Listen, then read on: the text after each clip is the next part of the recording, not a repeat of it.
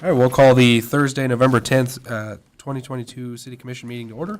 All 5 commissioners are present. First item in the order of business is a consideration of approval for the minutes from the regular meeting held on October 27th, 2022. Changes, comments, or corrections? I have none. Fine minutes, they were. Fine minutes. Mr. Mayor, can I add something to the agenda tonight, possibly? Yeah, so we'll approve the minutes. Sorry. What's up? Go ahead. Okay, sorry. Could I add the discussion of the chamber request of $45,000, possibly right under the request for number 5? I don't know how you guys. So right after the childcare one? Yeah, possibly, unless you want to do it somewhere else.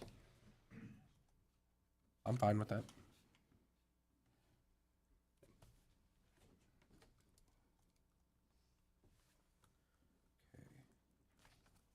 Write it so I don't forget. Okay.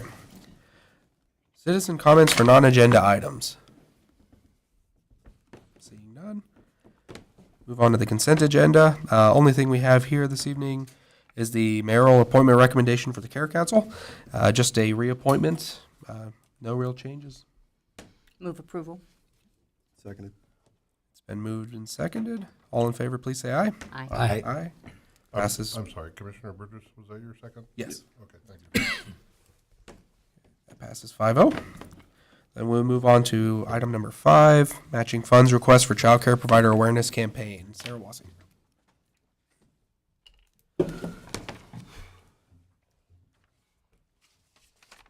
Good evening, Commissioners. Sarah Wassinger, President, CEO at the Chamber here in Hayes, as well as facilitating for the Child Care Task Force of Ellis County. Thank you very much for allowing us to come to present to you this evening on this topic. We have been graciously awarded with an opportunity to do something pretty unique for our community, and that is a child care provider awareness campaign. And we visited with you several months ago and just wanted to kind of really highlight where we've been as an organization, as a new task force really within the last year, and then also just stand for any questions that you might have regarding our request for funds. So we literally started this in October of 2021, and it was based out of conversations that Rhonda Meyerhoff and I had at that time with our members. And they were really sharing their struggle to be able to have their staff and their employees find adequate childcare, affordable childcare, or even just a space alone that was actually taking children at that time. And so we had worked with our board of directors, and they had shared that they gave us the blessing at that time to go ahead and kind of erect a task force to begin working towards improving the lack of childcare that we had, as well as to try to find some additional resources to put towards childcare in Ellis County. So I was not sure how many people were going to be at that first meeting, but we were very excited to have about 20 people who showed up. And of those 20, many of those still stand with us today. And I just want to say thank you to Dana Stanton. She's one of our newer members in her capacity at EICI. Did I get that right this time? She has been giving us a lot of additional resources in her capacity with the Hansen Foundation. So, but others who have been a part of this have been the Kansas Department of Health and Environment, Fort Hays State University, USD 388 over in Ellis, and USD 49 here in Hayes. Child Care Aware of Kansas, I can't begin to say where we wouldn't be and where we are today because of their help. And then, of course, we've also had current providers in our community, as well as Early Childhood Connections, Brooders Rugrats, Shining Stars, Tiger Tots, the Learning Cross Preschool, and then, of course, our local employers have been very important in this discussion as well. Hayes Med, Nex-Tech Wireless, DSNWK, Golden Belt Cooperative, and then the Kansas Cottonwood District and Grow Hayes. Also Heartland Community Foundation, Sunshine Connections, and then some of our partners over in Victoria that are working on their senior center project. So if you recall, we had talked about workforce and how that ties to childcare. And currently for September of 2022, Ellis County was showing an unemployment rate of 1.9%. And back when we did this study back in November of 2021, it showed us that of those 800 certified or who had completed the survey process, 151 said if they had affordable childcare, would you enter or return to the workforce? 151 were sampled. 97.3 of those percent said yes, that they would actually return to the workforce if they had access to quality and affordable childcare. Obviously, it's no surprise that many of our businesses in town still struggle to find workforce, and if we could bring those people back into the workforce, that would provide some significant relief to our local business community. Just wanted to kind of give you some additional progress since the last time we visited with you. We were very proud to write a letter of support for the Hayes Med project for their childcare endeavors. If you recall, they will be opening up a childcare center right on their campus that will actually add 77 spots for childcare by the beginning of 2024. We were also very grateful to have your support and having our kind of first childcare provider awareness proclamation, and we're grateful to distribute some appreciation bags to our local providers. In addition to that, we're also still waiting to hear back on a letter of support that we wrote on behalf of the Victoria Senior Center project. And the last I had spoken with Jeff Pfeiffer, they were sharing that that would likely add a potential of 24 spots. And even last night, Dana and I were actually at an Ellis meeting where they are looking at a community-wide project that would help open up a community center that would also have a child care component to it. And then other things that we've been working on are membership benefits for child care providers so they could have access to things like affordable health insurance and perhaps things like discounts on internet and cell phone bills to make their lives a little bit easier to pay their bills to be able to have a more livable wage to bring home to their families. Unfortunately, at the time that I had sent this to you, we were invited to attend the Child Care Summit in Lindsborg, Kansas, to visit with other communities across the state who have already engaged in the Communities in Action workshop. And due to lack of enrollment from other communities, they're unfortunately delaying that until April.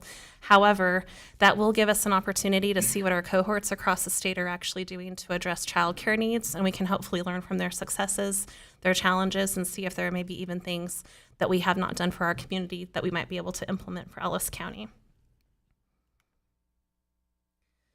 So we've really honed in on our long-term goals and what we want to accomplish as a committee, and 635 spots is the number that Ellis County had as of October 28th. I didn't have time to pull the point-in-time data today. When we started, that number was actually 700. So I am pleased to stand in front of you to tell you that we have made some progress, but obviously that's not enough. We are also going to be working on providing additional resources for our providers so they can stay certified in their craft. And then we also want to work on our business community and figuring out if there's an opportunity to do pay-to-play options. So if a business would invest X amount of dollars in a child care provider or center, they could potentially have so many spots reserved for their employees to have child care. That way, that could potentially be an additional benefit for our local employers to add for their staff. Other things that we're looking at are giving access to benefits, like I said, for health insurance. And then CDA certification has been something that's been intriguing. I know Donna Hudson-Hamilton and Becky Hickert at Hayes High are working on a lot of unique things to have Hayes High students actually be able to graduate with full CDA certification, which would then allow them to actually graduate from high school and open up a child care business if they finished a couple of other things. And then also establish a foundation to help subsidize infant care, which was one of our greatest needs, if you recall, from the survey that we shared with you the last time we visited. And then the need for second shift care.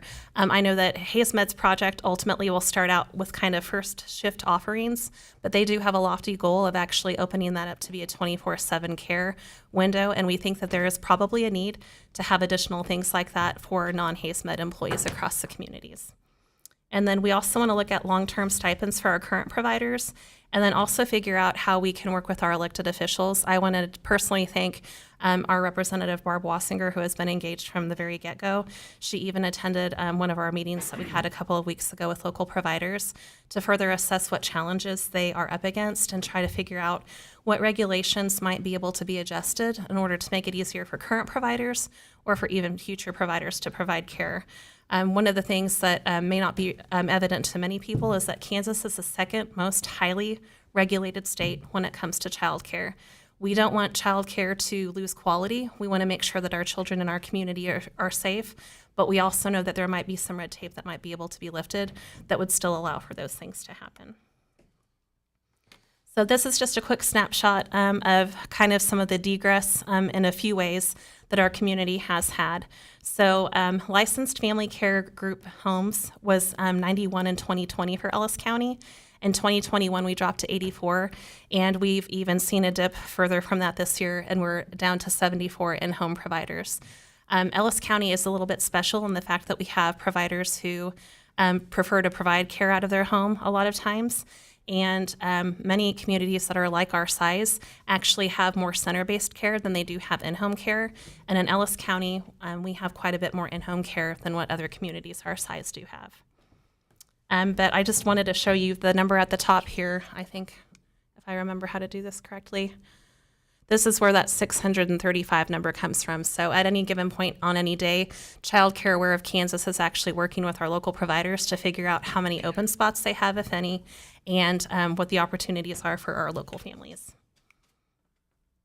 Our short-term goals, and this is the major portion of why I'm visiting with you this evening on this topic.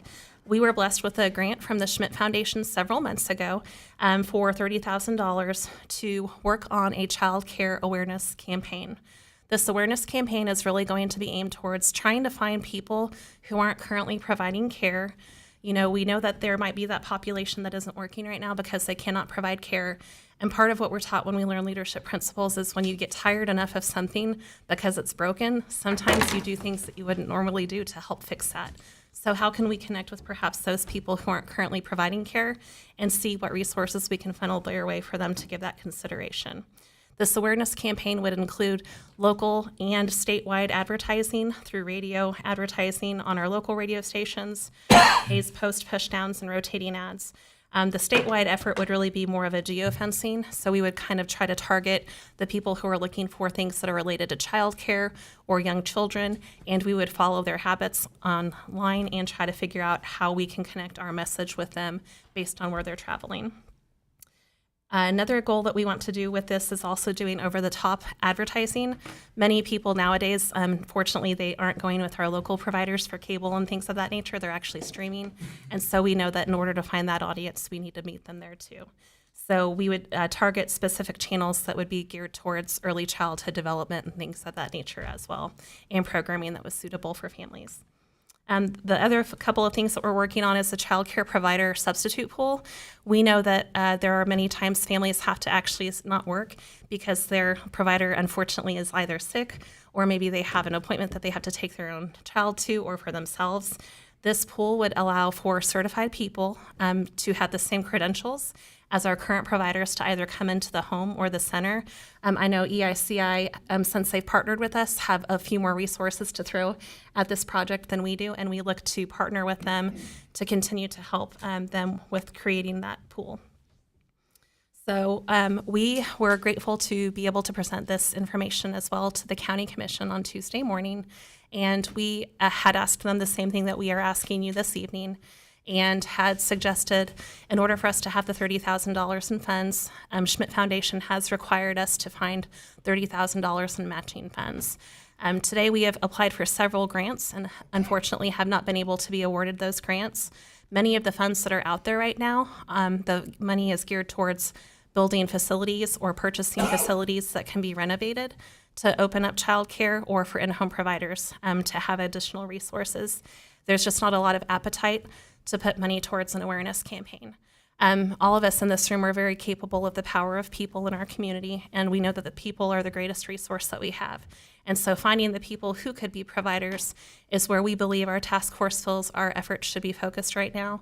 We can probably pull down additional dollars with grant funds to open up some additional facilities, but until then, we need to build our people capital and find the people who are willing to do the work. So that is where we're at today. I know I've given you a lot of information that you've already heard. Maybe some of it is new for some of you, but I would very much be grateful to stand for any questions that you might have. Commissioners. Can you go back to the page before, Sarah? Sure. Please. That short-term goals, is that your plan? Is that what you consider your plan? Because I would ask if you've written the plan for this awareness. Yes, so the plan itself would still need to be constructed, so that is where the money would actually be going to, is we would be working with local experts in this field. We already have a lot of content. The thing on this next slide here, we have a recruitment video that Nex-Tech Wireless had put together for us. That is an example of the type of content that you would see coming from it, whether that be snippets of that full-sized video and messaging. We believe that we could effectively work with them between now and the end of the year and hopefully have a good, solid plan for what that content would look like.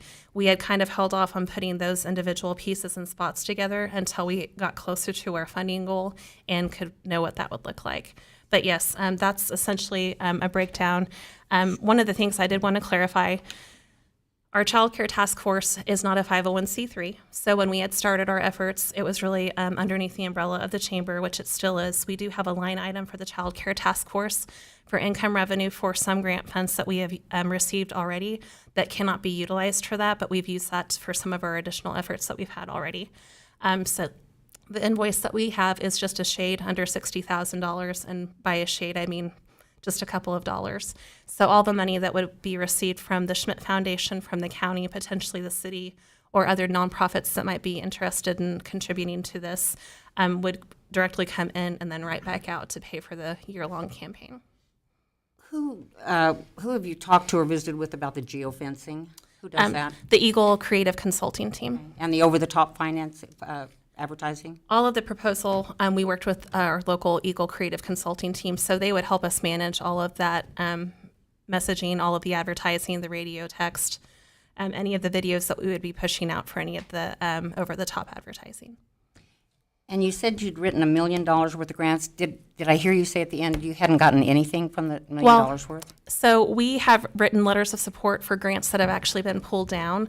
They weren't our direct projects. They were projects that people in the community were doing that were kind of jumping off points from what our task force had done. And so I know the hospital specifically, I believe, had earned $750,000 worth of grant funds that were tied to some of our studies that we had released. So that's included in your $1 million figure you're talking about? Yes. Okay.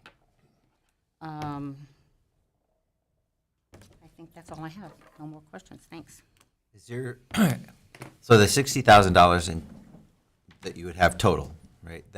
So that includes your content creation and your actual advertising. Is that advertising for a year, 6 months, 2 years? How long do you plan this to have this stretch this money out for advertising? Yes, so it would be a true year-long campaign. So the price breakdown, and I apologize, I meant to print that off and provide that for you this evening, and the other meeting I had just ran too long tonight. But it does itemize monthly expenditures for each of those different levels of advertising and geofencing and things of that nature. So there would be consistency in all of the different levels of messaging for that awareness campaign all at one time. Our thought process is the more we put it in people's faces, the more they're going to know how big of an issue it is, and they might pay attention just a little bit more. Is it split up? Is it like half and half advertising, half content creation, or is it? They gave us a per item price. So for instance, our radio spots have a certain price. All the prices that they've given us include the creation of the content. So we would be able to work with them directly as a task force to see what they've offered us, provide them content, and then edit and amend as needed. So it's an all-in budget figure. It's an awareness. If we raise awareness, who is unaware that you're trying to make aware to do what? I mean, people know that child daycare is in crisis mode. So I'm kind of puzzled about what we're raising awareness of, and what outside of these other, which I think are credible, the substitute pool and working to finding more facilities and those things. But I'm trying to grasp what awareness on Hayes Post and radio ads is going to drive. We believe as a task force that there is still a lot of question out there for folks perhaps maybe who don't have school-age children and they're not maybe necessarily connected. Perhaps you're a part of a business that has employees that are more seasoned and they don't have that employment pool that is directly impacted by needing childcare. So we do believe that there are quite a few folks out there who this may not be on their radar.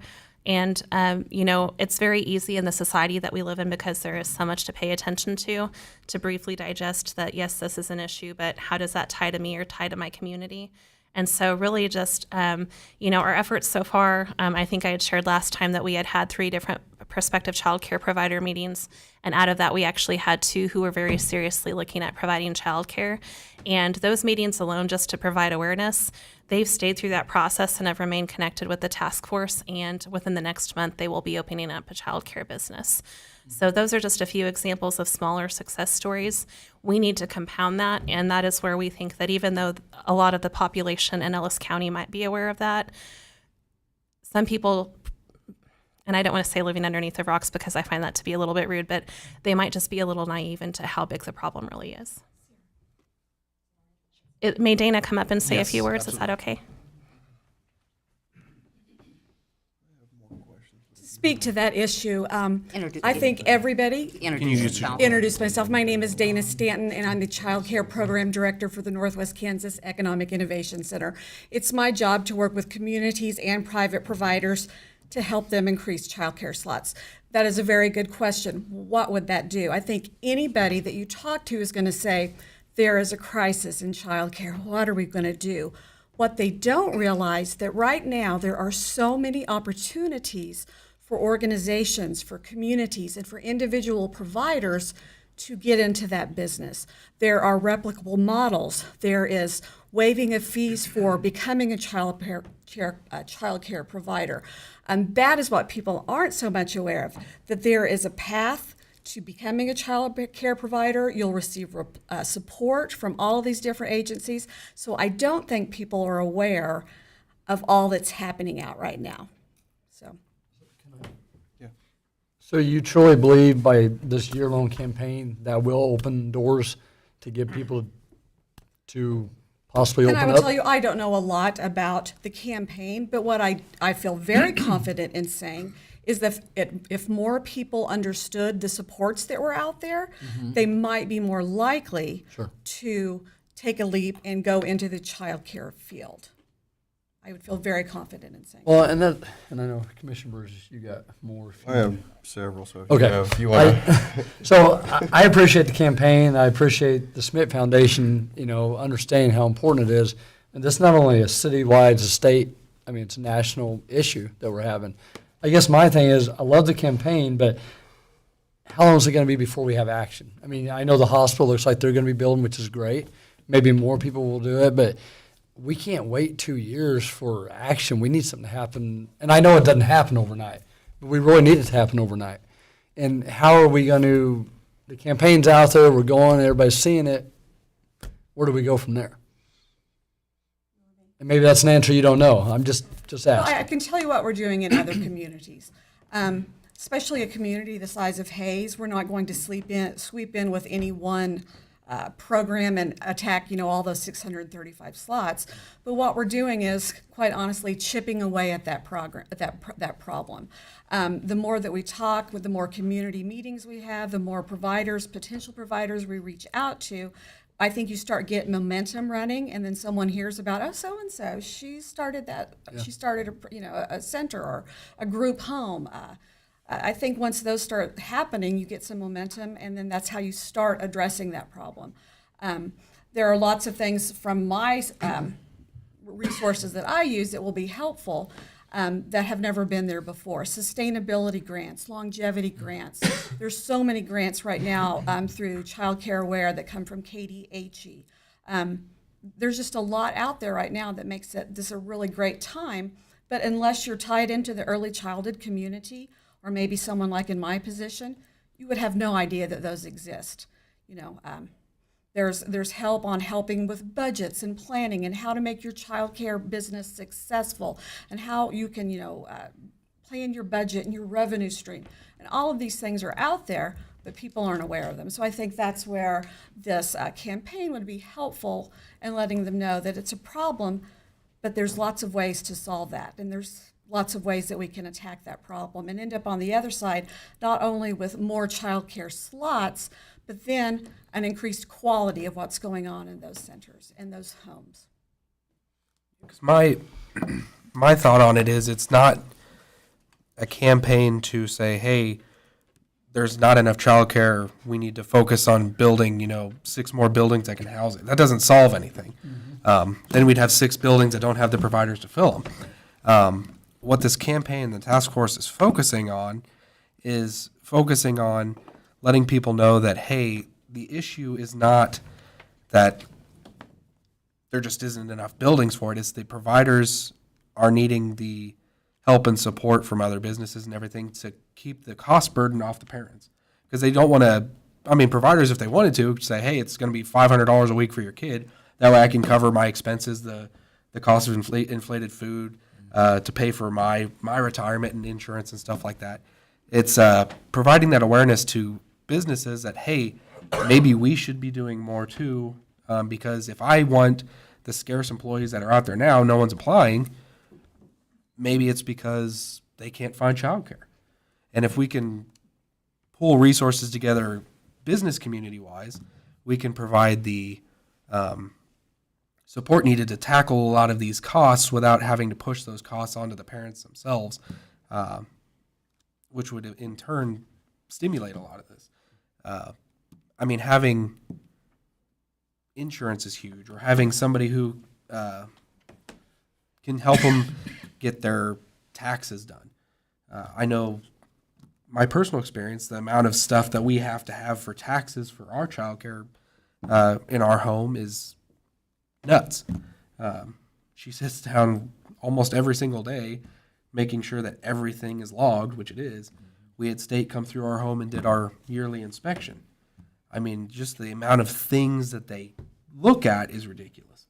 I mean, I understand why they do some of the things they do, but it's like, hey, we had wipes that are inside a box that's closed, and nope, those wipes, even though they were fine last year, need to be raised a certain amount of feet. I mean, it's things like that, and it's not the inspectors being mean; they're just doing their jobs.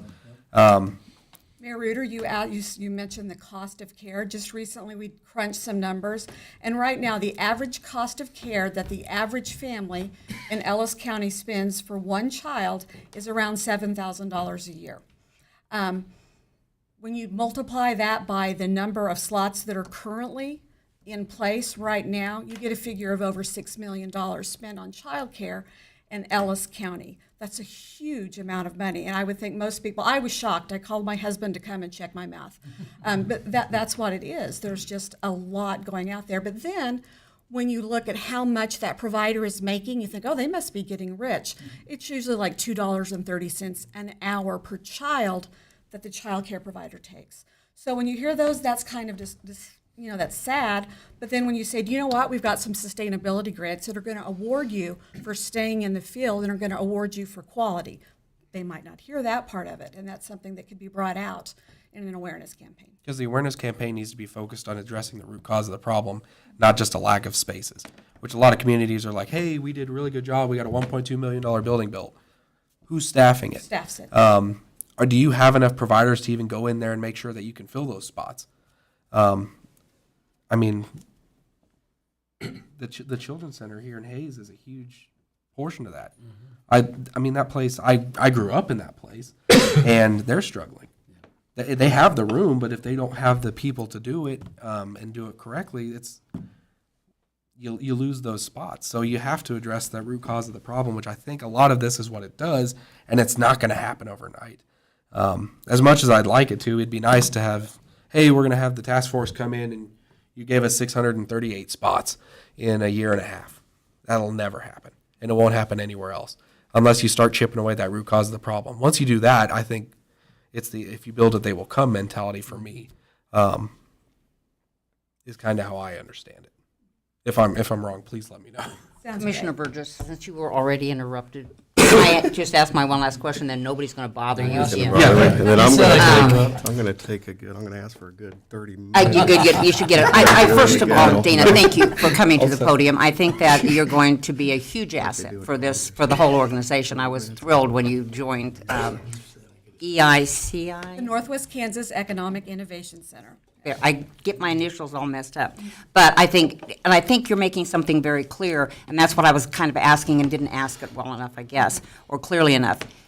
You're not going to run ads that say we have a child care problem. No. You're going to have these issues, not the issues, but the resources. I think we all know the issues. I think our care providers and our professionals in that area need to know the resources that are available to them. And that sounds to me like what you're saying. Am I hearing you? That is my understanding.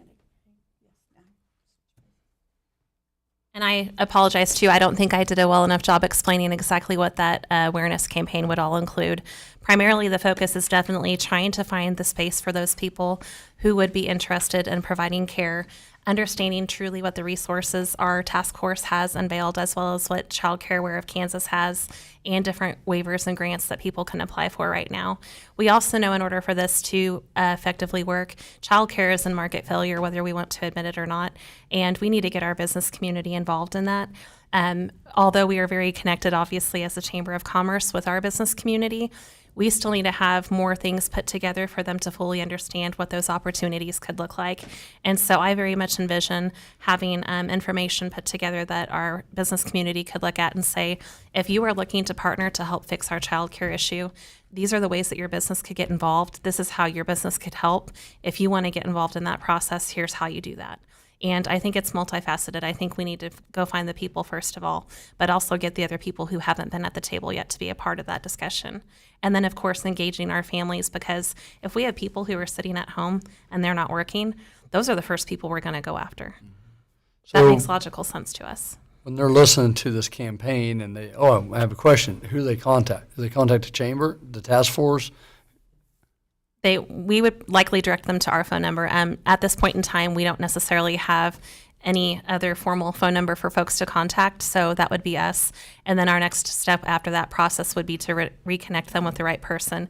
So if they want to look at that child care roadmap and what it takes to get certified, I'm going to hand them off to Jennifer Burgart, who is our child care awareness for Kansas rep for our region. Or I'm going to connect her with the Kansas Department of Health and Environment so they understand what the regulations are for in-home care. The other component of it as well that we haven't necessarily highlighted is we have a lot of people who can contemplate providing care, but maybe they just don't want to offer care out of their business. I'm looking at someone in the stand right now that I know that's a challenge for them to run a child care business out of their home.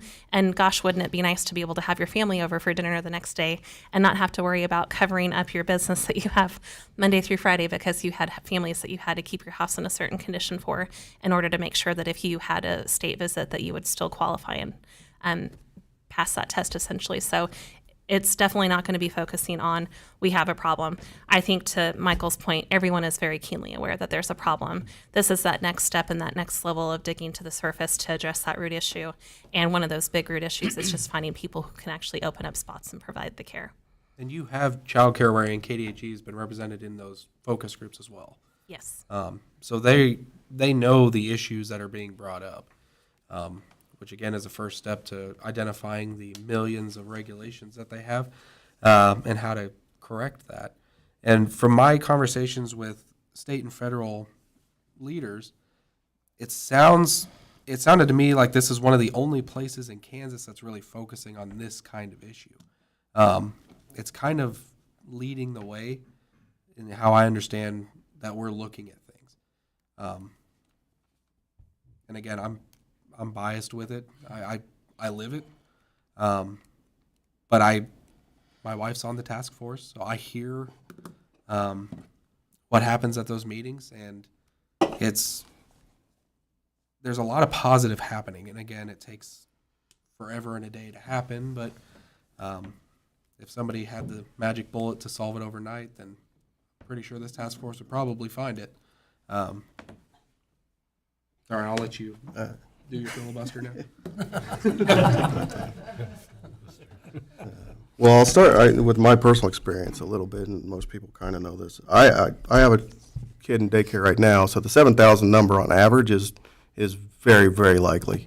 And at one point, I had a 1-year-old, a 3-year-old, and a 6-year-old in daycare through a summer. And I understand, our family understands, when you're paying daycare, not for just one, but possibly 2 or 3, not going to work is a very valid on what you're making at one job in paying in daycare and not having to do, staying home for a couple of years. But that then puts that, it could be the spouse, could be myself, where they're out of the workforce for a couple of years and they lose workforce experience. And then trying to apply for a job and they're like, well, I've been out for a couple of years when workforce changes. From personal experience, I'm acutely aware. The other, it's not really a danger that we had to make with 3 kids, I think Jackson was 8 years old at some point. And you're like, you know what, maybe after school you can go ahead and just stay home for a couple hours.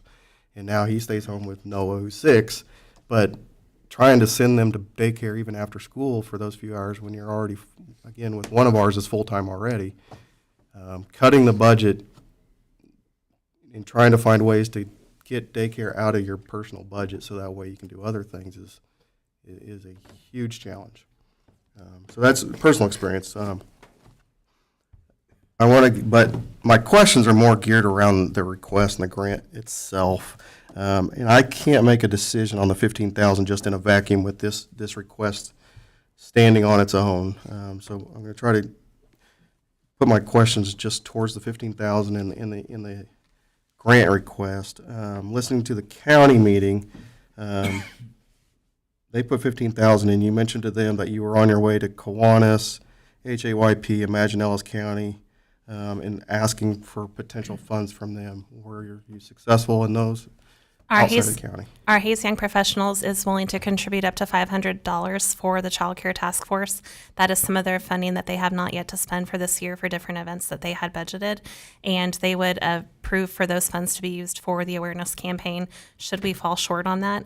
I also can tell you that our Kiwanis Board of Directors met yesterday to talk about this my days are a little jumbled, Tuesday, and they would likely be interested or willing to contribute to the awareness campaign as well. And then we do have a couple of businesses who have been a part of the discussion and the task force, and they are willing to put some skin in the game too, depending on what our need is.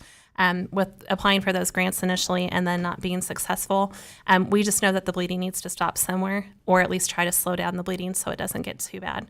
And so we were trying to figure out the most efficient and timeliest way for ascertaining those funds. And I would be very willing to go to additional civic organizations across the community that provide, funding for different projects such as these to see if there would be a willingness to match. It's just kind of a numbers game at this point. I figured I would start with the county and the city locally and then build in those additional efforts for what other funds we need to make that happen. How is the grant, I guess originally, did Chamber write that grant, or did Schmidt approach you? How is that the nexus to how that was created? So that way then they would request the match. So we actually had called them, and I had a very good conversation with Gary Shorman. And during that conversation, we had an interesting sidebar of how personally I've been put in a couple of positions to help lead certain charges where funding is not necessarily available. And in that discussion, there was a lot of desire to do something good. I think with the Schmidt Foundation, what they really want to see is our community backing projects, our community having skin in the game, and having more people be involved versus just having them be the only source of funding for that.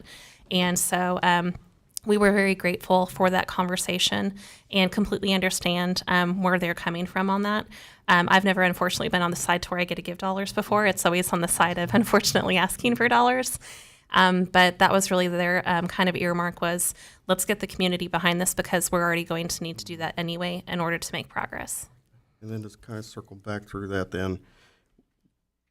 I understand them asking for a match and getting community buy-in. But was it from their direction or your own? I guess you kind of alluded to this, but why go from that grant request then to find matching dollars to basically government entity, go to county, go to city, when there are businesses that this is directly impacting, and there are other organizations. So if you get the match from two government entities, what's the need to go to the other organizations and actually get community buy-in besides just your government entities matching it? Fair question. So the conversations we had with them was we would come to you after we understood what the total dollars were, and they would look at their budgets and see where they had to stretch. But their request was that we figure out what this looked like first before we go back and give. Does that feel like it's going to be a continuous request for a grant match, city, county, beyond this year? That got brought up at the county commission meeting, and I would share this. This, again, is an unfunded project that our community is working on. I would be a fool to stand up in front of you and say that that may not happen again. What I will share is we're doing our very best job to be as responsible as possible when seeking grant funds, whether that be from a national perspective, state perspective, or regional perspective. And it is our desire and our hope to get the business community more involved. The Chamber is in a bit of a unique position, however, because of its funding situation for next year. And so going back to our businesses to ask for them to further support financially for a cost such as this, when we are implementing a 10% dues increase for next year, does make things a little bit challenging. And that's where, again, it's hard for me to make this decision in a vacuum because of the chamber's involvement here. You're asking funds from the city for chamber, and I know these are separate requests, but again, it's not within a vacuum. Because in the chamber's request to us, one of the top things was facilitating child care task force. And in that request, it seems to me if the city's going to give money to the chamber, then to me, they can kind of use that money what they need to do, and they can use that money for grant matches. I know, as we've discussed, it's more for kind of operations and hiring somebody and those kind of things to help your budget. But to me, it could also be used to match grants. And then last month, well, I'll ask you, because it sounds like it's unsuccessful, maybe it's still ongoing, but you applied for a grant, Rural Champions grant for $20,000. In there, the Hayes Chamber offered to match 25%, which would have been $5,000 from the chamber itself. And so again, these funding from the city to the chamber to matching a grant here, to me, they don't quite reconcile. May I speak to that, please? Yes. So that decision was made, and we were told by the committee that we would have to pay those funds out of this budget year for 2022. So that would have been a very clean and cut dry initiative.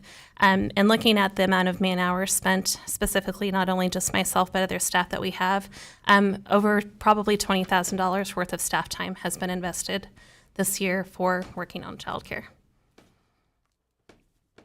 And I guess, speak to that a little more, because Sean kind of brought that up. Now, that's been kind of a concern as I thought about this too, is you're taking this task on, but you run the chamber, but is this something, I guess, your chamber board that is going to, I don't want this, I guess in a way, these funds are being used for advertisement, but to me, if they're using to hire somebody, but essentially it's you that's running everything, that seems, again, to really mix roles on what these two different things are supposed to be doing. But right now, it seems like it's all on your shoulders. We have a very wonderful task force that is putting a lot of time in from a management standpoint. Sorry, I'm going to get a bit emotional. I can say that working with other communities in Northwest Kansas, whether it is a chamber of commerce or it is a school district or a hospital, there has to be some organization that leads the charge. And here in Hayes, the organization that has led the charge has been the Chamber of Commerce. They got that feedback from their businesses that was a major issue for them. So that's why Sarah has been involved. And I know from the work that she has done, some of the advances that we have had, the successes that we've had in childcare, are directly related to the work that she has done. Who needs to pay for what? I'm not sure of all of that. But I do know for childcare to be addressed at the community level, there has to be someone to spearhead, and that Sarah has been that person, and the chamber has filled that role here in Hayes. So they've done a great job at that. Those are my questions. And Sarah, I know I didn't mean to I hope it didn't come across as challenging you in your role. I think you are dedicated. That comes across in your emotion to the various tasks. So And it's a very thank you for asking the emotional questions. charged topic when you're talking about children and people going to work, and it's all wrapped up in it. It's a very highly charged topic. So, but thank you. They're valid questions. I just had a couple of questions that are really simple, but everybody, Sarah, everybody's covered sort of the meat of the topics. I wanted more just about the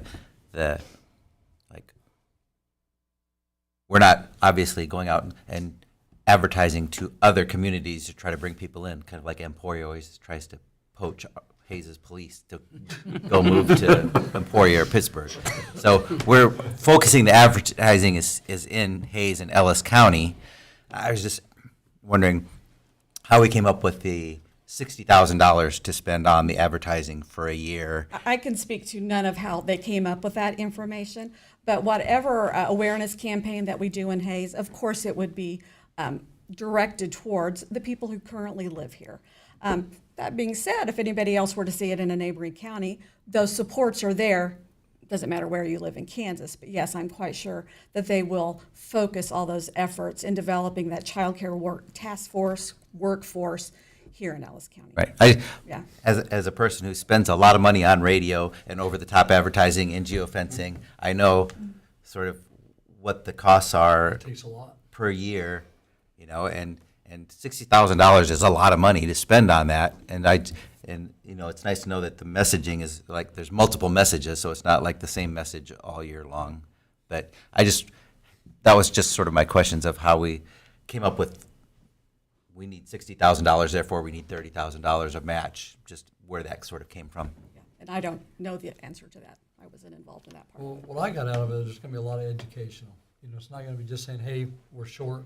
It sounds like you're going to be constant educational. And I mean, because I was kind of the same way. I was like, why? Everybody knows we're short.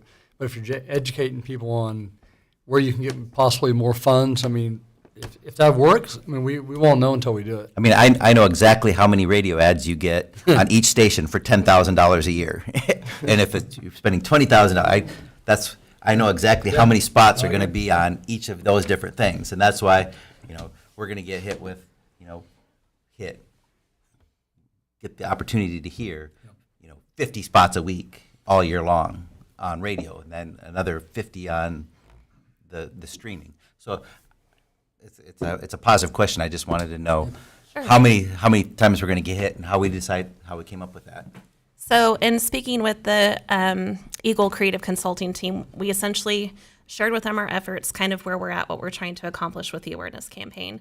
And they shared that there are other awareness campaigns that have recently been done in the last couple of years. And depending on the duration, they had recommendations of what they have done in other communities that yielded success for those projects. And so that is where they had come up with the number that we had. And visiting with them, though, I did share, obviously, getting $30,000. It's not going to happen overnight. That money is not going to grow on trees. It's going to have to come from the possibly public and private sector. So what does that look like? We could skim that back if needed to. They have awarded us up to $30,000 to cover half of the cost of what that awareness campaign would run. And so we do have an opportunity to pull that back if need be, if we're unable to successfully get the additional $30,000. And that is probably what we would do. I would still work on trying to get to the other organizations, give the presentation, give them an opportunity to pledge and contribute if they would decide to do that. So KDHE had run a streaming campaign, because that's how I do things. I stream because I saw it on Pandora, YouTube TV, and YouTube. Hey, if you want information about how to become a child care provider, here's our link. Have you spoke to them on how successful those campaigns have been?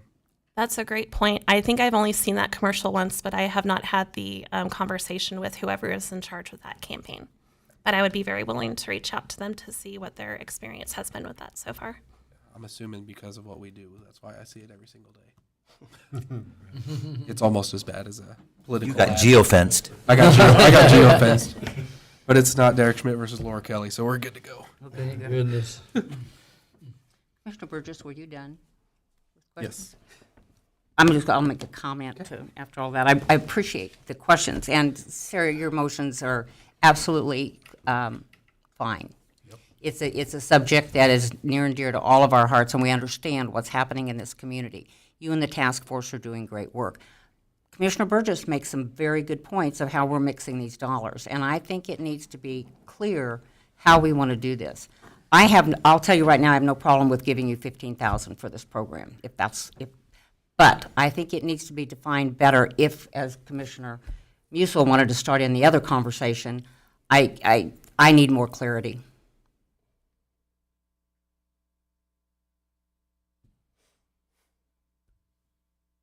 So I guess what would that look like? And are you looking at I'm okay timeline, with or- 15,000, and Okay.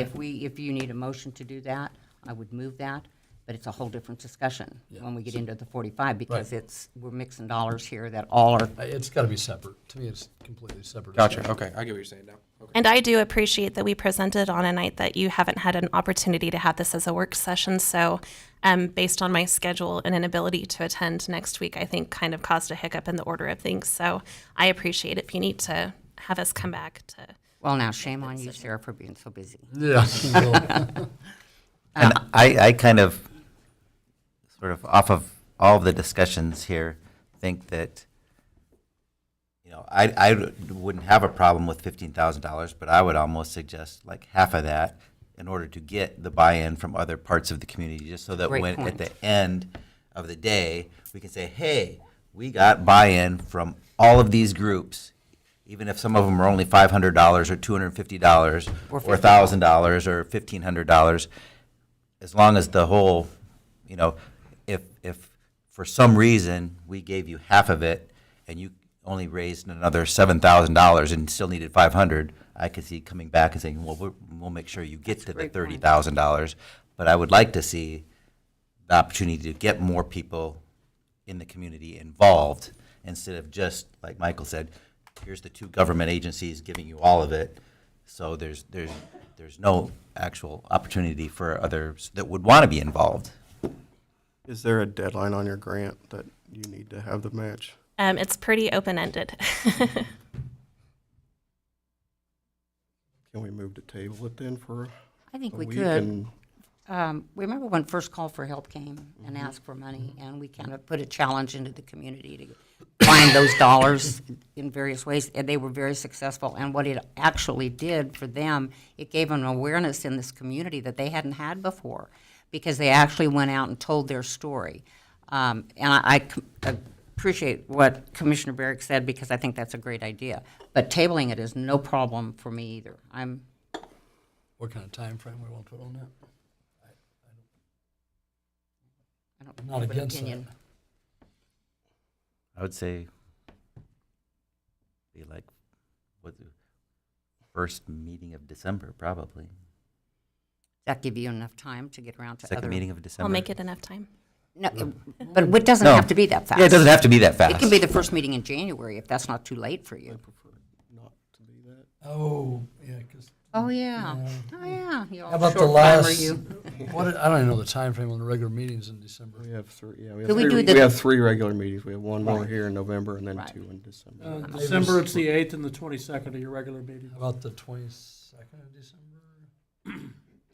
8th, maybe. Can you do it by the 8th? That gives you 3 weeks. You put a task in front of me and I'll make it happen, Sandy.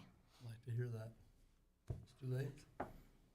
Okay. with that. Do we need a motion to do that? Yeah, or- you would need a, so if you're motioning to table, you would motion to table it to the date specific, and you don't need a second because it's a privilege motion, so you just vote.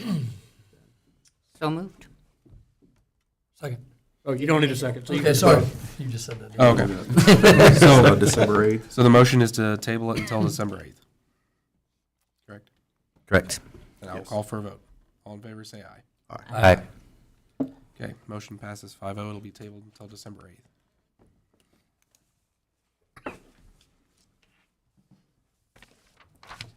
Okay.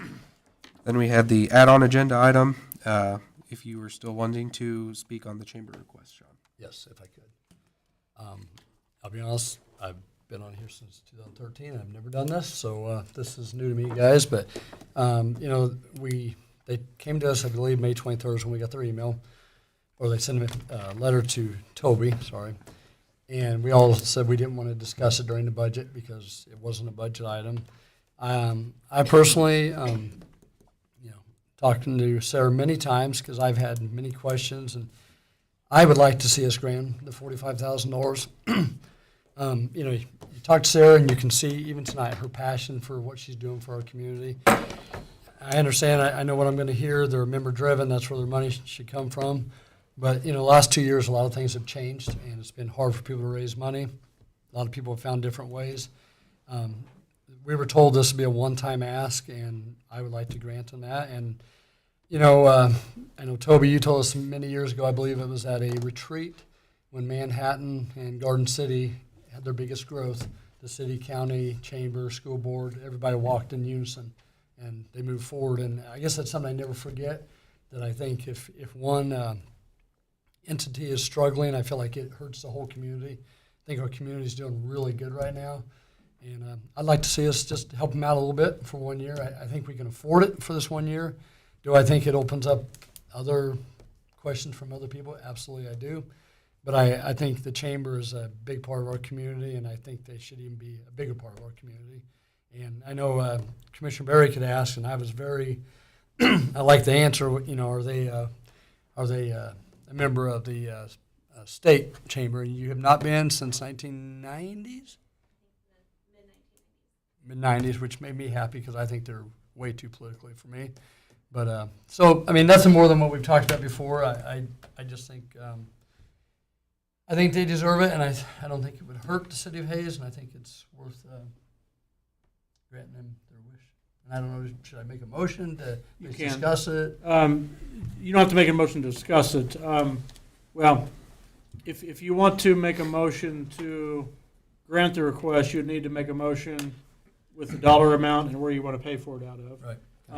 And then once the motion's made, then like a regular agenda item, it's up for discussion.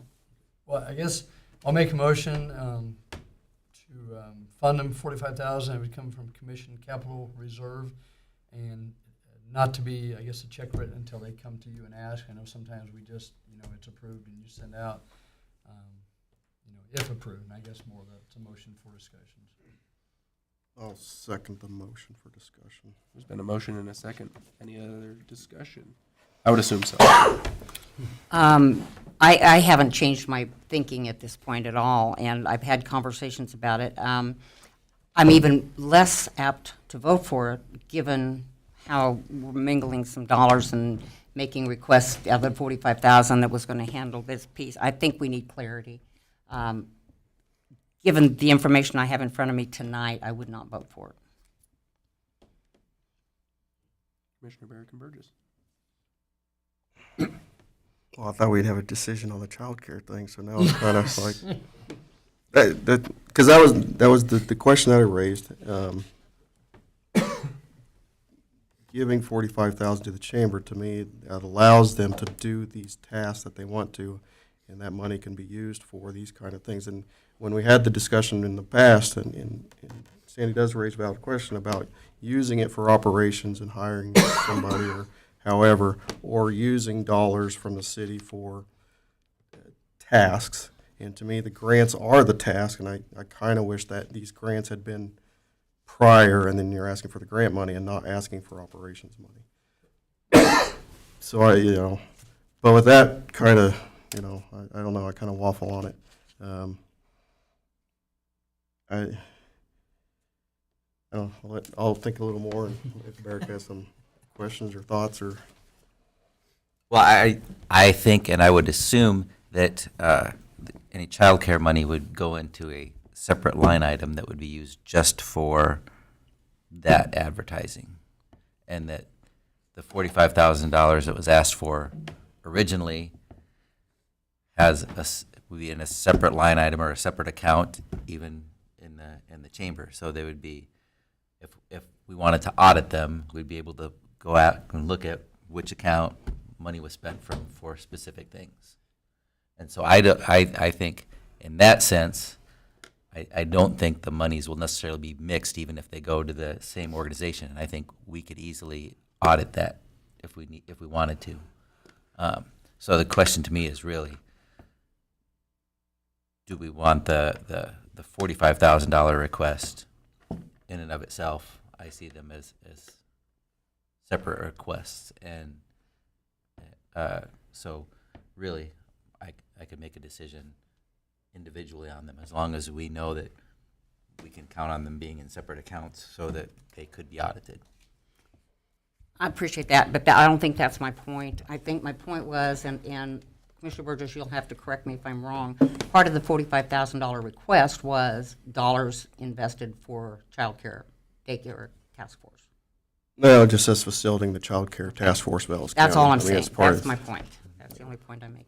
So I will make a point, and maybe I'm muddying the waters and probably am. I believe some of the staff that will receive, I guess, part of their payroll will be working on the child care. So I don't know if you can, I mean, the other thing that we just tabled is going for a campaign, but I believe the staff has to be paid to help work on the campaign. So I don't think I think a staff member is going to be going back and forth. Sarah, can you help me on? Yes, please.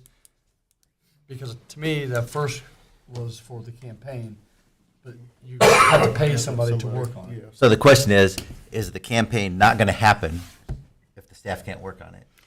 Is that what you're asking?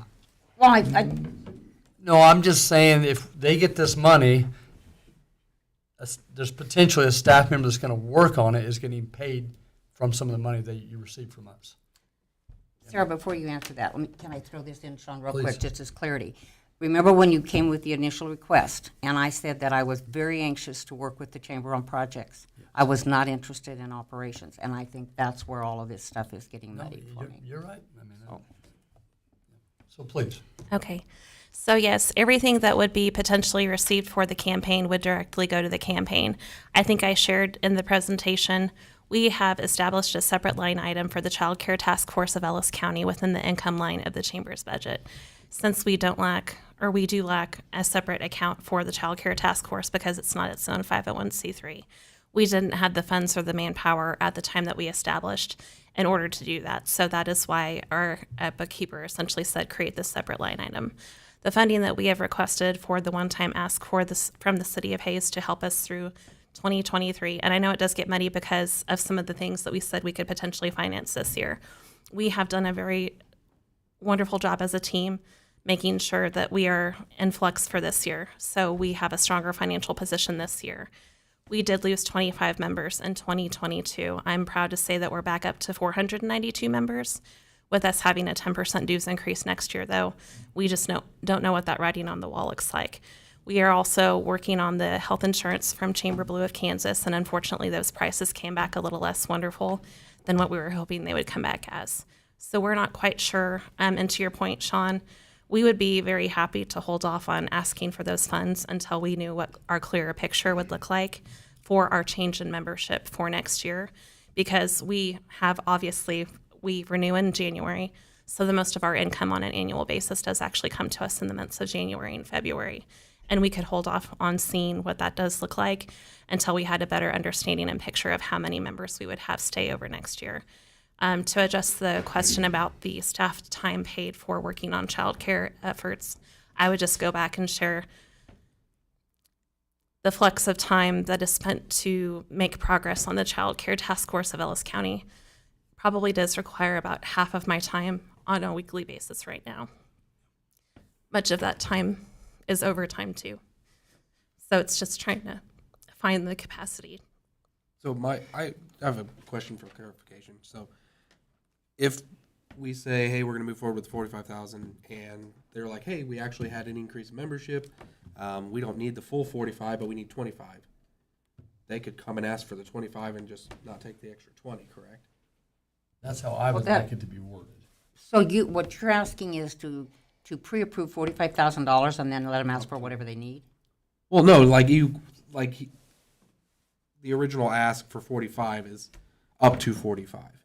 So if they don't need the full 45, they don't have to take the full 45. Well, then Sarah makes a good point about waiting to come back Yeah, after they have. Yeah, that's what if she comes back and says, well, actually, members came back better, they upped their membership, whatever it was, things came back better, we don't need the full 45, we're only asking for 25. Come back and ask for what she actually needs. And that's why I said let's say we approve it, but do not, because I know when we approve like the other budget, you guys send it out, right? The outside agencies. Outside agency, I'm sorry. They request. But this We is send them a coming- form and they This request. is coming from Commission Capital Reserve. Right, so this is completely different and stuff, but I just don't want to just like, okay, yeah, I know they're going to request, but I don't want to just say, yes, you're going to have it tomorrow, or it's available to you next week. We will have to encumber the funds. Because you're making the commitment this year, we will encumber the funds. But then we won't pay anything until the request is made. If it's less than 45, that's what we can pay. And that's clarity. Thank you, Kim. Yeah. That request, the chamber is not requesting at this point. No, We're we're approving that they can come here. But Right. Kim, if we approve, do you need to know if they're taking it by the end of December, or how does that work? Do you need, Newcomers can go over the end of the year then. it can go on, but you prefer to know in December, or does it matter? Be nice, but it's. Okay. I say by the end of December. But, Yeah, I just wanted to know, since it's yeah, no, different than the that's- other ones, how it works. That's why we pay you the big bucks. I'll make one more comment before we close this. I'm sorry. Sarah, I feel really bad for you standing there and through this whole conversation. This is difficult because it sets a precedent that is going to be very difficult going forward. It doesn't mean any of us disagree with what you're doing or that you're not doing a great job with everything you're doing. I'd stand right next to you and tell this whole group that what a great job you're doing. But I think we have to take it in the order, in my opinion, we have to take it in the order of which we're working. That's why I say if we want to wait on December 8th, make the decision of how much you need to match that grant.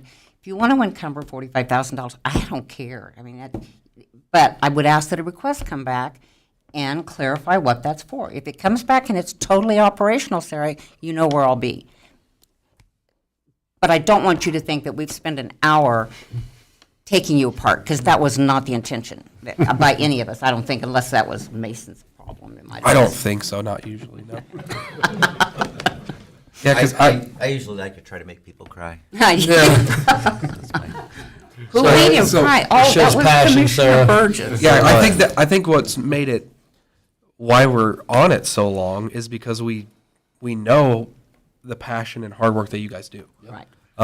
Because if it was Easy anyway if it was to do it. easy, or if you guys weren't doing the job you were supposed to be doing, we would have been like, yeah, no, but that's not what's happening. I do agree that it's precedent setting. And like Sean said in the beginning, it does potentially open the door for other people, but That's why we get paid the big bucks to make tough decisions. yep. I guess my weird backwards question is, when you first presented this, it sounded like it was almost like a post-pandemic, we need this one-time funding to get through this year, which was kind of like a result of the pandemic. Like so we could try to say that it's not truly precedence because it's a one-time thing for recovery from a pandemic. Yeah. But what I'm hearing now is, at the time I was thinking, you needed this to get through this year. And now I'm hearing more like, well, we could wait till January to see how things go and find out if we really need it or not. Which makes it more of a precedent-setting thing, because now it's not we have to survive the year because the pandemic hit us so hard. If you catch what I'm saying. Yes. So, Got it. So I'm worried a little bit more that it is a precedent-setting thing. I'm not necessarily against it, but Right. Commissioner Barrick, may I address that Absolutely. question? So when we came to you during the budgeting process, that was very much why we came to you during the budgeting process, and looking at our financials and staying on top of them from a month-to-month basis. We were very aware that we were probably going to be okay finishing out this year based on how strong of a first half of the year that 2022 was for us. We were able to ascertain some different, sponsorships and things like that, and had a couple of successful events, more so than we have in other years, that really helped us. When we did the budgeting process, though, we were shortfalling probably about $48,000 for our projected increase in expenses for 2023. And so that is why we did contact you during the budgeting process to make that request, because of those funds. We just don't have a clear enough picture for next year. And based on the different tasks and projects that we've been working on as an organization and the things that we're trying to do for our community, we didn't want to have to slow down that. great, thank you. Yeah, because I'm gonna say I'm in line with Sean, on how he's thinking.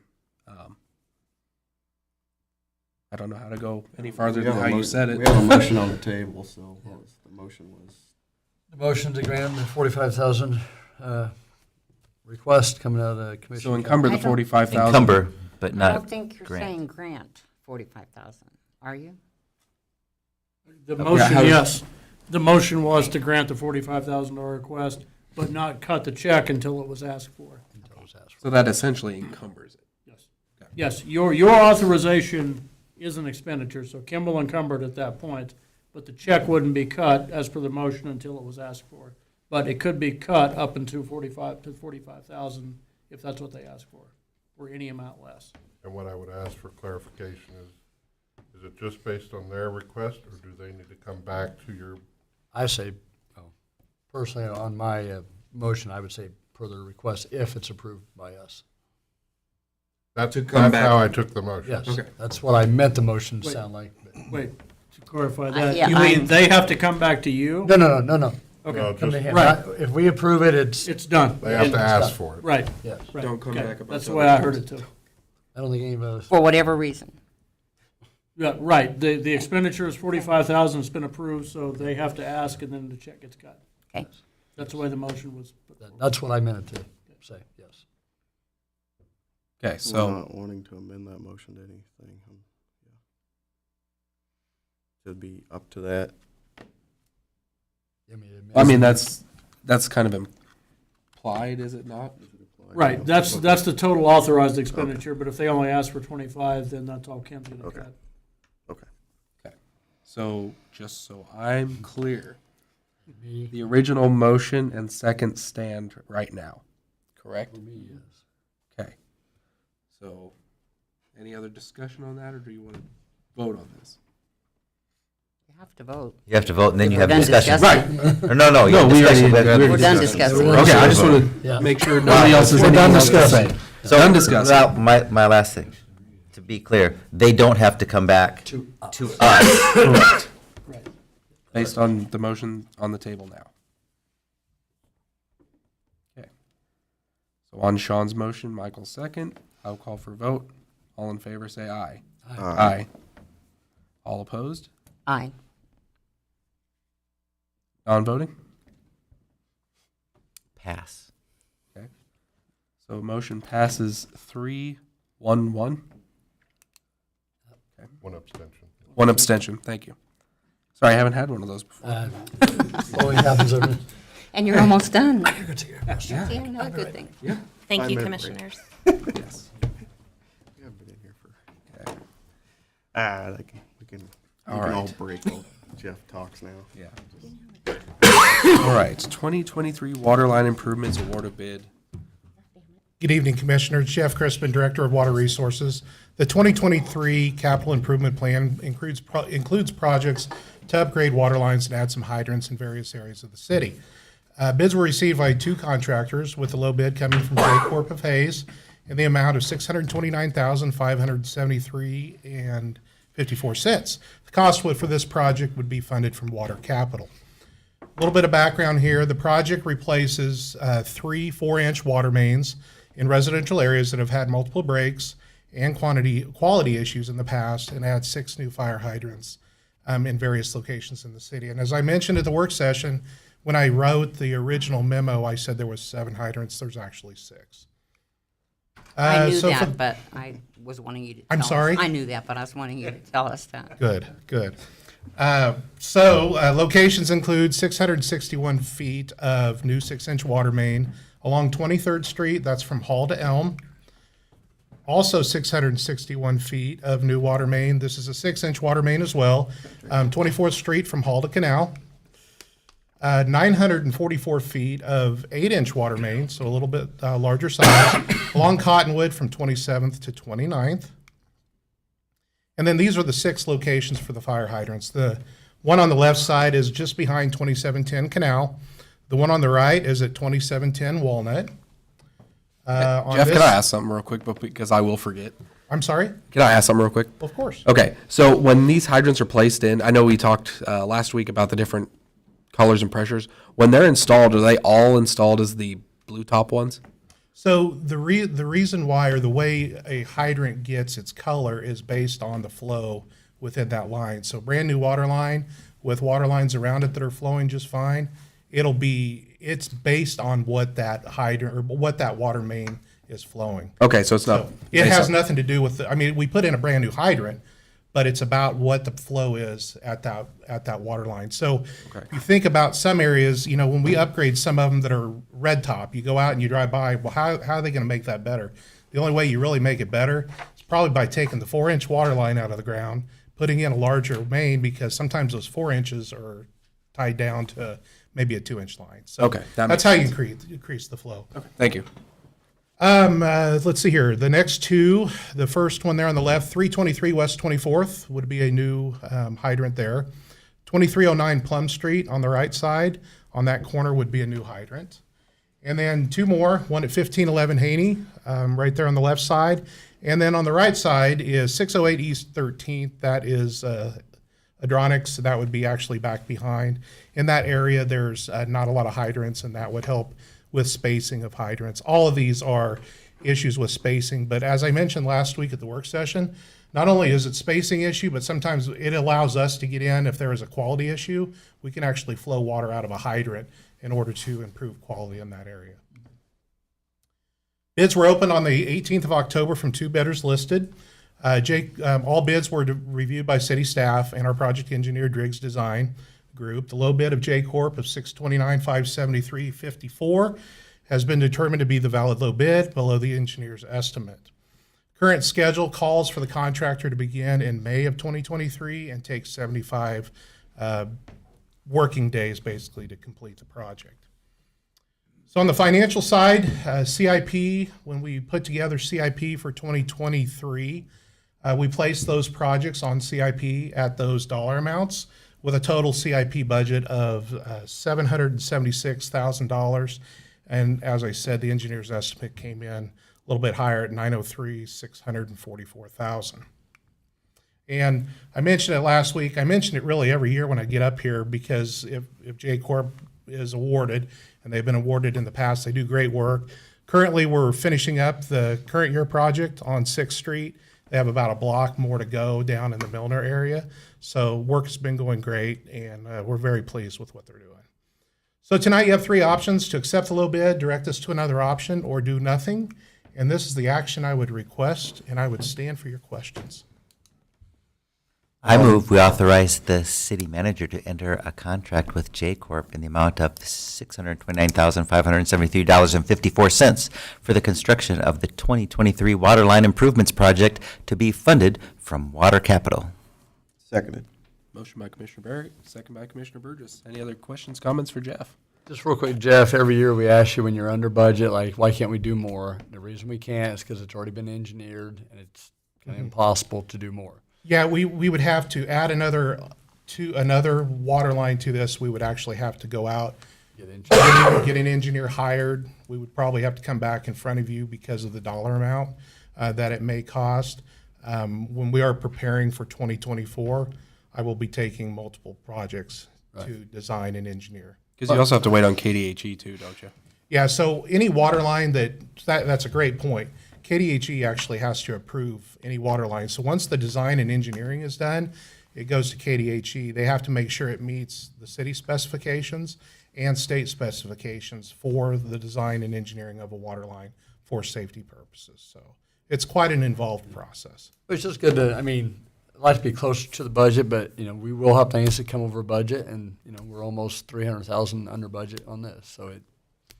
Yeah, and on that, we're on the budget. We budgeted around the budget on CIP is about 776. So we are. Okay, it's sorry, about 150. But 7, that's right. I was looking at the engineer. the engineer's estimate, yeah.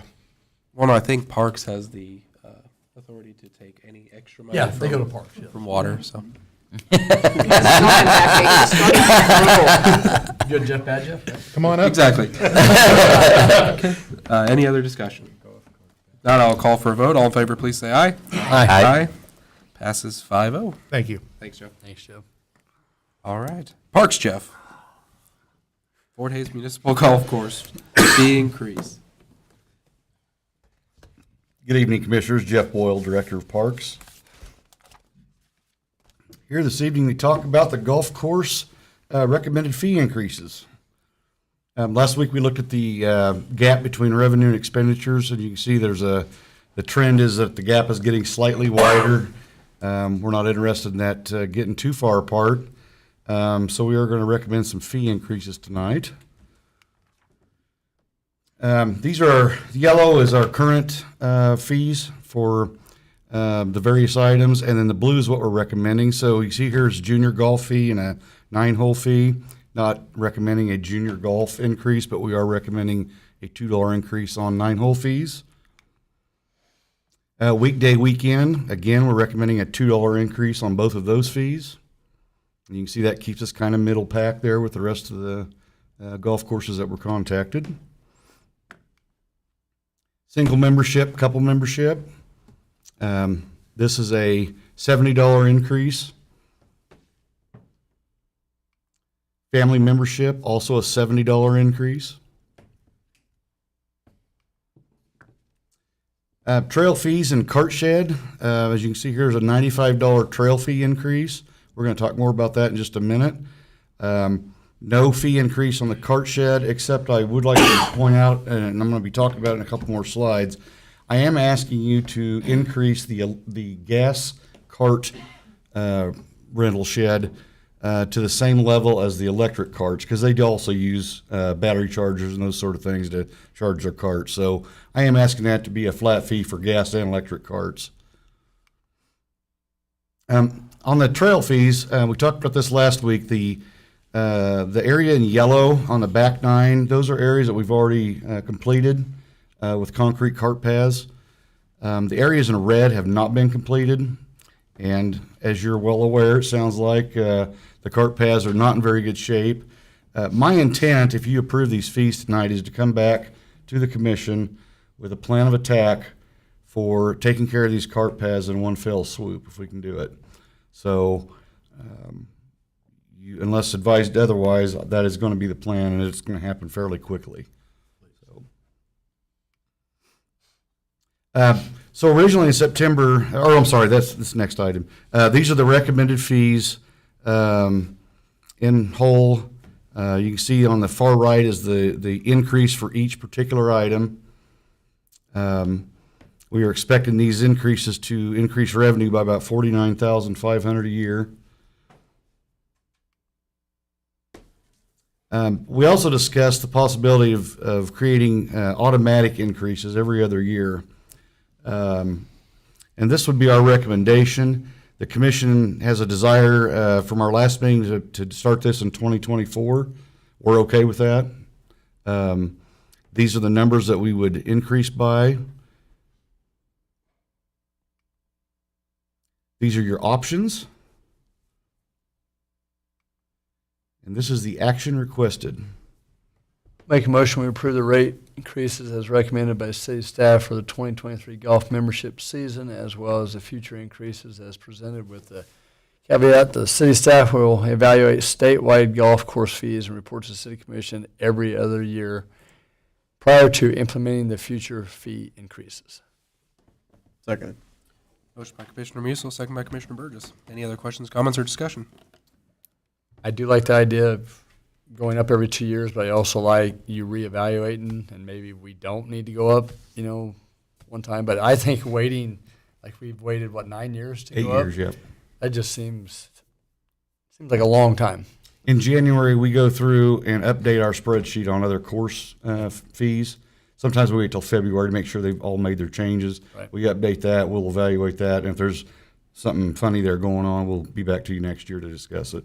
I just know everybody that I've talked to that golfs out there said they would have rather paid a little bit more every year than just one big increase, but I think we're doing the right thing. Any other questions or comments? Okay, I'll call for a vote. All in favor, please say aye. Aye. Passes 5-0. Thank you, Jeff. Now we'll move on to the aquatic park fees. Again, Jeff Boyle, Director of Parks. Talk about the aquatic park fees and Wilson Pool fees. Again, here's a chart showing the revenue and expenditures. It's quite a ways apart and it's growing. The gap's getting a little larger. One thing I pointed out last week also was that our attendance is about half of what it started out to be. That seems to be a normal trend for most pool facilities. I know Hayes Rec does everything they can advertising to try and get folks down there, and You know, still busy down there, but not like it was in 2000. This shows the trend on the operating losses, and as you can see there, since around 2011 or so, things just started kind of turning upwards. I think it's time that we try to do something to straighten that line out a little better. This is the city's portion of the HRC loss. So each year we pay RAC for a portion of the pool loss, and as you can see, the city's portion is continuing to get larger and larger. I might point out, we're going to be discussing this at our joint meeting, but the next blue dot here will be just under 50,000. So it's still continuing to go up a little bit. These are the current average prices where we're at right now. So daily fee average at the aquatic park's $350. You can kind of see where we fall with the other cities. At the bottom there is the season passes. We're currently the lowest in the state for an aquatic facility. Again, asking for an increase there. These were the proposed fees that we brought to you. We were asking for on the dailies to go up $1 at both facilities. So Hayes Aquatic Park would go up to $4 for 3 to 17, $5 for 18 and up, and then Wilson Pool would go to $3 for 3 to 17 and $4 for 18 and up. Season passes were requesting a $10 increase. Now, the City Commission brought up the idea of a flat fee. Commissioner Burgess specifically brought up the idea of a flat fee, and it's actually a good idea. It's a great idea. I did meet with the Hayes Recreation Commission. They also thought it was a great idea, and actually recommended that I go forward with that tonight. So I'm going to have a couple of different action requested slides for you to consider, depending on what you decide to do. So when we talk about the flat fee, it would basically be for 3 years and older. It'd be one fee, depending on which facility you went to. It'd be $350 at Wilson, $450 at the aquatic park. And doing this would actually increase revenue by an additional $1,300 per year over what we had originally recommended, which was the 3,445 amounts. So it actually increased revenue doing that. We also talked about the adding incremental fee increases at the pools. Again, we ran the numbers. It came out to about 25 cents every 2 years to keep up with inflation. So it'd be 25 cents every 2 years, $3 on the season passes. You requested that this begin in 2024 at the last meeting. The Hayes Rec Commission does not agree with that. And the main reason for that is because they feel that, you know, the 3 to 17-year-olds are literally going to be taking a $1.50 hit by going with the flat fee. And they feel like there needs to be if we're going to hit them that hard on the first year, let's wait 1 year and then hit them up in 2025.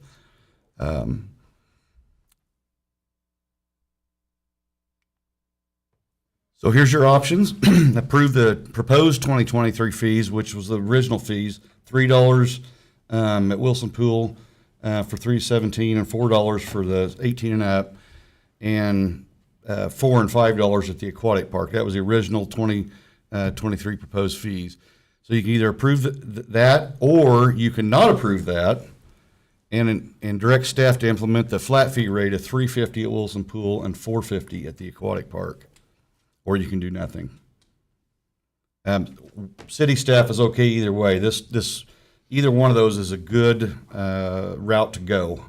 In talking with Hayes Rec, they like the flat fee. It makes sense from makes things easier for one thing.